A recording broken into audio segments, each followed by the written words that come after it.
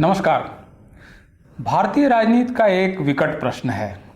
देखिए, भारतीय लोकतंत्र 1947 में जिस तरह से बना और विकसित हुआ, वो भारत की अपनी एक यात्रा है। लेकिन इस यात्रा के साथ वैश्विक तौर पर तमाम राजनीतिक पहलू और तमाम राजनीतिक शक्तियों की अपनी भी एक यात्रा है।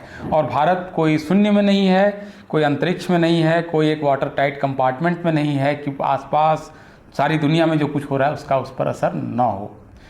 ऐसे में ये स्वाभाविक है, क्योंकि दुनिया भर की ताकतें एक दूसरे के साथ खींचतान कर रही हैं। तो एक राष्ट्र की जो राष्ट्र का जीवन है, एक राष्ट्र का जो लोकतंत्र है या कोई भी शासन प्रणाली है, उसमें बाकी जो अन्य शक्तियां हैं वो उसको विभिन्न कारणों से प्रभावित करने की कोशिश करती हैं। और इसकी वजह मुख्य रूप से आर्थिक होती है और जियोपॉलिटिकल ताकत का जो संतुलन है, इसकी वजह से भी शक्तियां एक दूसरे को प्रभावित करने की कोशिश करती हैं। ये प्रभावित करना कई बार सीधे सीधे सरकार को प्रभावित करना होता है, कई बार किसी राष्ट्र के अंदर की विभिन्न संस्थाओं के जरिए भी उस राष्ट्र की राजनीति को प्रभावित करने की कोशिश होती है।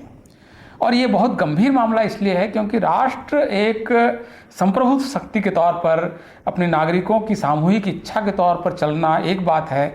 इसके अलावा एक दूसरा जो तरीका जो है वो निश्चित रूप से काफ़ी मुश्किल भरा और काफ़ी आपत्तिजनक है, जब बाहर की शक्तियाँ राष्ट्र जीवन को प्रभावित करती हैं, नेशनल ओपिनियन को प्रभावित करती हैं, लोगों के विचारों को प्रभावित करती हैं और अपने हिसाब से बाहर की शक्तियाँ किसी राष्ट्र को संचालित करने लगती हैं। ऐसे समय में बहुत सतर्क रहने की ज़रूरत है। अभी इस समय भारत में जो तमाम राजनीतिक शक्तियाँ, उसके बीच में आपसी प्रतिद्वंदिता है, होड़ है, एक दूसरे में मारकाट मची हुई है, एक को पीछे धकेल कर, एक को कुचल कर आगे बढ़ने की होड़ है। और इसमें भारतीय राष्ट्र के सारे लोग लगभग किसी न किसी पार्टी के साथ जुड़े हुए हैं या किसी पार्टी के साथ संबद्ध हैं। बेशक वो अपनी संबद्धता जो है वो बदलते रहते हैं, इस वजह से सरकारें बदलती रहती हैं। इसमें एक आम आदमी पार्टी के तौर पर एक जो पार्टी आई है, उसमें एक बहुत गंभीर समस्या है और इसको हमें समझना पड़ेगा कि ये राष्ट्र जीवन में भारतीय लोकतंत्र के लिए किस तरह से ये एक गंभीर समस्या है। भारत की सारी पार्टियां अपने अपने ढंग से इवॉल्व हुई हैं। आप जानते हैं कांग्रेस किस तरह से 1885 में उसकी स्थापना हुई और वो उसके बाद एक पार्टी के तौर पर आगे बढ़ी। उसी तरह से 1925 में आरएसएस बनता है और उसके बाद जनसंघ हिंदू महासभा होते होते 1984 के आसपास आते आते बीजेपी बनती है। उसी तरह से आज़ादी से पहले सोशलिस्ट पार्टी बनती है, वो कांग्रेस के अंदर विलय होता है उसका। फिर बाहर निकल कर जो समाजवादी पार्टी है उसके अलग अलग धड़े बनते हैं। वो कोई आज जेडीयू की शक्ल में है, कोई आरजेडी है, कोई समाजवादी पार्टी है, तमाम तरह की। फिर क्षेत्रीय पार्टियों का उभार हुआ, डीएमके, एआईडीएमके, तेलंगाना की पार्टियां, फिर केरल में और पश्चिम बंगाल में वामपंथी पार्टियां, सबका 100-100 साल लंबा इतिहास रहा है। अभी इस बीच में जो एक नई पार्टी के तौर पर आम आदमी पार्टी आई है, अब मेरा इसमें बहुत एक गंभीर आरोप है कि इस पार्टी का जो उभार है ये ऑर्गेनिक तरीके से भारत की मिट्टी से, भारत के लोगों के प्रयासों से ये पार्टी नहीं बनी है, बल्कि इस पार्टी का जो उभार या उदय है इसमें बाहर की शक्तियों का काफ़ी ज़्यादा योगदान रहा है। मैं ये आरोप बहुत गंभीरता से लगा रहा हूँ और इसके पीछे सारे तथ्य और हम लोग के पास काफ़ी इसको लेकर जानकारियाँ हैं कि ये पार्टी जिस समय इमर्ज हो रही थी उसके पीछे किस तरह से विदेशी फंडिंग एजेंसियों ने एनजीओ को फंड किया। इस जो लोकपाल आंदोलन और इंडिया अगेंस्ट करप्शन का आंदोलन था उसके पीछे किस तरह से इंटरनेशनल एजेंसीज लगी। इसमें कई सारी फाउंडेशंस का पैसा आया। उन फाउंडेशंस का जो एनुअल रिपोर्ट्स अभी भी आप पाएंगे इंटरनेट पर है, वो उन फाउंडेशंस जो फॉरेन फाउंडेशंस की एनुअल रिपोर्ट में बताया गया है कि कब कैसे $80,000 और इस तरह से बड़ी बड़ी रकम वो 60 लाख 70 लाख रुपए कर करके इस आंदोलन को दिए गए। और आंदोलन को पैसे इसलिए दिए गए कि वो सिविल सोसाइटीज़ के अंदर में जागरूकता फैलाए। अब तक तो फिर भी मान लेते हैं कि एक तर्क है कि जागरूकता फैलाना है। हालांकि अमेरिका की एक फंडिंग एजेंसी भारत में करप्शन के खिलाफ आंदोलन को पैसा, इतना बड़ा बड़ा पैसा क्यों दे रही है, ये अपने आप में सवाल इस पर उठने चाहिए।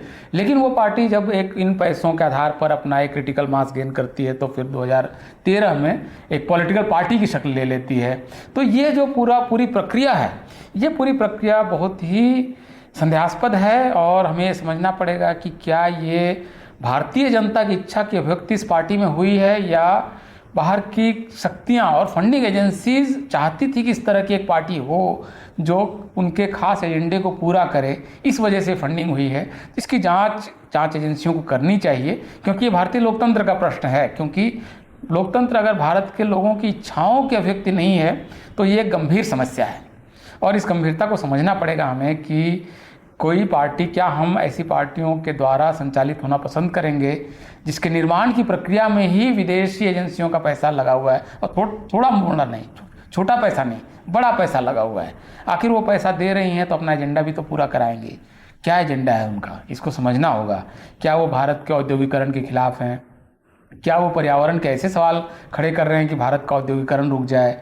क्या वो इस पूरी प्रक्रिया को इस तरह से संचालित करना चाहते हैं जिससे कि भारत एक महाशक्ति के रूप में उसका उभार न हो? हम उस एजेंडे को शायद नहीं जानते हैं, लेकिन हम उस पैसे के लेन देन को तो जानते हैं।